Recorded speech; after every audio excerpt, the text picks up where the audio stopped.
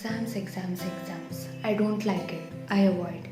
But exams like me, so I can't avoid. Hi everyone, hope you're doing good. This is Neha, third year medical student from Bangalore. In today's video, I am sharing some mistakes that we should totally avoid before the exam day. Thing that can hamper our progress in exams is overconfidence. No matter how much we have read, it's very important to not feel overconfident about your preparation because overconfidence tends to false hope in our mind that we can ace it all. Confidence is needed but not overconfidence. It can hamper our ability to think clearly and write relevant answers in the exam. Not only that, but sometimes when we feel overconfident, we tend to start writing answers even before completing the question, even before completely reading the question. And sometimes instead of writing what's needed, we just write the opposite of that because we don't tend to completely analyze the question. So that can be counterproductive to your exam results. Most important point is never touch a new book before an exam. Especially in medical colleges and all, there are many review books and most of us tend to start reading the review book just before an exam, and that's totally not okay.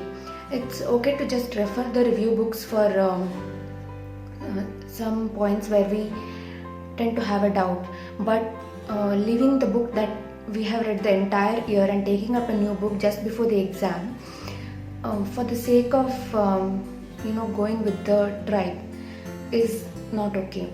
No matter what book others are reading, don't get carried away by that. You have to read what you are comfortable with, and if it's okay with you, then just go with that book. Don't change your resource just before the exam. Third point is not to have self-doubt. Just before the exam day, many times we start panicking and we start doubting our capabilities, and especially there are some people who make us feel that we are not prepared enough.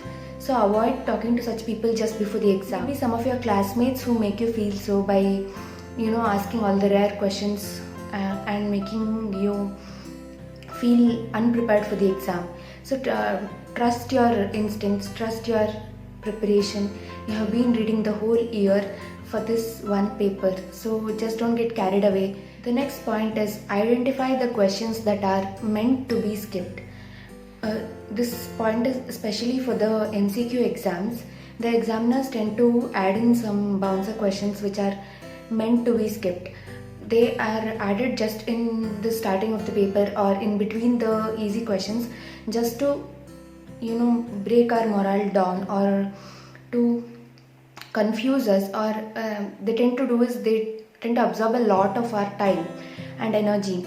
So when we come across such questions, we should just skip it for the moment and we can always come back to it later.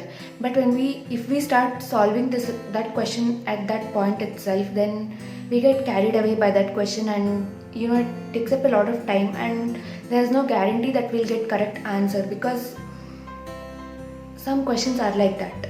So when you come across such questions that you can solve but it is very lengthy, just mark it with a circle or something and you can come back to it later, and you'll have ample amount of time at the end because you have already skipped these questions which would take up your time. And at the end there won't be a pressure that you have still many questions remaining because you would have solved all the questions which you know, and these are just the extra questions. And especially when you have negative marking in your exam, don't try to take risk with questions you are not sure of. In the theory exams, it's not easy to skip the questions. It's mandatory to attend all the questions. So it's better to leave it for the end, and you can think over it and write it at the end.